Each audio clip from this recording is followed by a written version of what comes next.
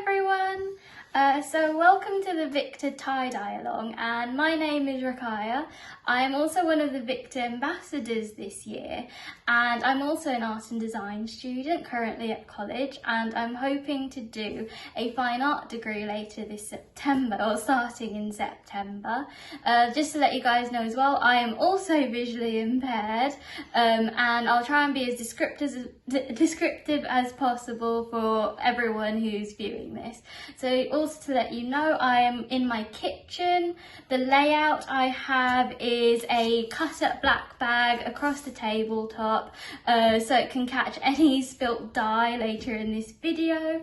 Also feel free to pause this video at any point if you need to when you're doing the process. Also have an adult with you when you're going through the process to help you at any point, whether that's mixing the dye or whether that's helping with the layout or putting the rubber bands in. So yeah, let's get started. Okay, so now the camera is pointing towards the table, and on the table I have laid out flat my VICTA t-shirt, which I will be dyeing today. Underneath it I have a cut up plastic bag, which is a bin bag, so it's completely black. This is because I work best with contrast, and the top we're working with is white, and the black bag is obviously black and dark, so the contrast works best for me, and if contrast works well for you as well, I suggest doing something similar. So with me I also have the two dyes, so I have chosen my dyes already. I have chosen purple and yellow, and on my yellow I have put a spare rubber band around it so I can differentiate between the two colours for later on. I suggest if you guys also struggle with colours, doing something similar, you can put a rubber band around your colour, you can put them one on the left, one on the right, so you know which one's which, whatever works best for you. Something else I want you guys to know is about colours that work very well together in pairs. So there's something called the colour wheel, which displays the three primary colours along with the colours they mix into. And some pairings that work really well together is purple and yellow, red and green, orange and blue. But obviously you guys choose whatever you like and whatever fits your style. On the side here I also have some rubber bands for later on, as we will be doing a swirling technique on our t-shirts, so make sure you have your rubber bands handy. I also have a plastic Tesco bag for later on. After we've done the dye, we're going to keep it within the plastic bag to set. Also make sure you're wearing your gloves so you don't want the dye to get on your hand, and roll up your sleeves as well if you're wearing a long top like me. Okay, so I have filled up my dyes. I did this by filling up the bottle with lukewarm water. So just to let you guys know, I did get a bit of help with this from my dad, just to make sure that the entire bottle was filled. And then afterwards I just shook it around a little bit to mix up the dye. Please make sure that the lids are tightly secured and screwed on to avoid any disasters. Okay. Now let's get to the next step.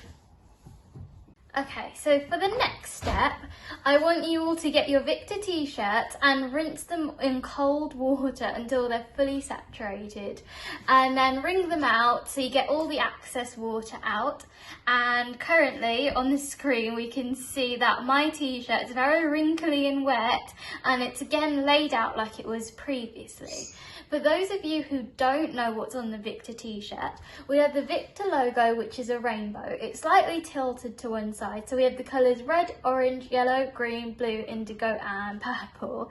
And then we have VICTA written out in black, and it's very bold and prominent, along with the website underneath it in blue. So for this step, I took off my gloves as we're not working with chemicals, so I can feel what I'm about to do. And if you're someone who feels with your hands, then you can do this as well. So we're going to find the middle of the t-shirt. So if you feel middle, for just underneath the rainbow logo and in between where it says VICTA. That's around the middle. So we're going to grab the middle of it and we're going to twist it. Oh, it's very sticky and wet, I have to say. So we're going to twist it one way and we're going to carry this on. Okay, so keep twisting and it will all eventually come within a round swirl. And then there'll be some edges and some ends, so just tuck them in within your swirl. Okay, so now after swirling my t-shirt, I have a swirled up round circle with the t-shirt. I've also put one elastic band around it so far to keep it in place. So now what we're going to do is we're going to grab even more elastic bands, make sure you have them ready, and we're going to put 6 elastic bands to make sections. And it's going to be like a bunch of pizza slices or cake slices. You can choose which one you like. And we're going to grab an elastic band and we are going to feel what we're doing, and there will be these dodgy ends that poke out, but don't worry, they'll be within the elastic bands very soon. So just feel what you're doing and pull it around and tuck it underneath there. So I have 2 elastic bands so far, so then I'm just going to add 4 more. Okay, so now I have my swirled up round ball in front of me with my elastic band separating to make sections, just like slices of pizza or slices of cake, like triangles going all around it. So earlier I did mention you could use 6 rubber bands. So over here I chose to use 4 because 4 created 8 sections, and if you'd like more or less sections, go ahead and do what you like. So I also have my gloves on this time because we will start using our dye in a minute. Okay, something I wanted to let you guys know about is it is slightly difficult to get perfect slices of your pizza with your rubber band or your slices of cake. So if you need someone's help doing that, please go ahead and ask for help. But also, don't worry too much if it doesn't come out perfectly, because that's the beauty of tie-dye. The random nature of it makes it look great anyway. So I thought I'd point that out to let all of you know. Okay, so we're about to apply the ink or the tie-dye ink. So at this stage, what you can do is have a drying rack with the t-shirt on top of it. This is so when we put the ink on top, any excess ink can fall to the bottom. Unfortunately, I do not have a drying rack, so I'll just be applying the ink just like this on my tabletop. Either way works very well. You guys can choose what works best for you and whether you have the equipment at home. Okay, so I am currently holding my purple dye, and the dye, as you know, comes in a bottle and there's a round twisty top so you can fill your water in like we did earlier. But on the top of that there's also this triangular tip, and that can be unscrewed slightly for us to use the dye from it. Okay, so once we've unscrewed that, with one of our hands we're going to feel for 2 rubber bands to feel for a section. I understand that this can be really tricky through gloves. Okay, I think I have my section, and I'm going to apply my ink within that section. Try and get as saturated as possible. Okay, so over here I have my swirled up ball with all of the elastic bands, and each alternate section I've put purple, yellow, purple, yellow, purple, yellow, and so on. I did this all by touch and feeling the rubber bands. It was slightly difficult because the rubber bands are a bit hard to feel through gloves, but I'm sure you'll get there. So also make sure once you've done one side of the t-shirt that you flip it over and do the other side. Since I'm working on a tabletop, so all of the dye has gone onto the black bag surface, as I didn't use a drying rack. So what I'm going to do is I'm going to take this away for a minute, wipe down my surface, and then turn it around and replicate the colours on the other side. Okay, so in front of me, I have my round swelled up t-shirt with all of the elastic bands fully covered in tie-dye. So I've made sure to replicate the same colours on the other side when flipping over the shirt.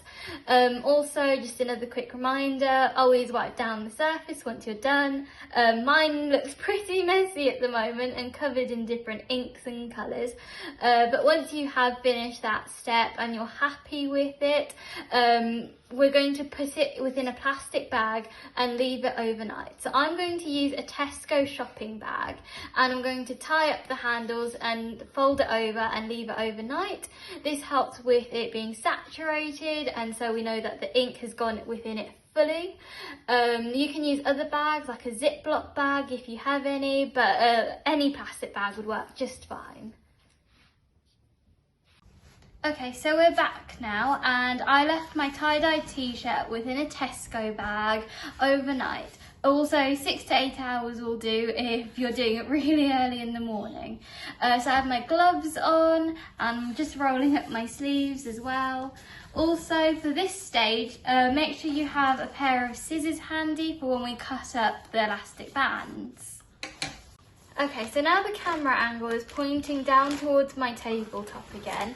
I have my Tesco carrying bag and it's knotted up with my tie-dyed t-shirt inside. So I'm just going to unknot this and take it out. So now I have my tie-dyed t-shirt in front of me. It's still curled up in a swelled ball. It's out of the carrier bag at the moment, so I just took it out. I have my scissors ready, so I'm going to feel for the middle and going to start cutting off the elastic bands. Remember, if you need any help with this, please ask an adult. The reason why I'm cutting off the elastic bands is just in case there's any dye on it. I don't want it to go into another section, so it keeps things a little bit more clean. So now I still have my swelled up ball of a t-shirt in front of me. I've cut up the rubber bands and now I'm just going to unpeel the t-shirt. Oh, let's see how it comes out.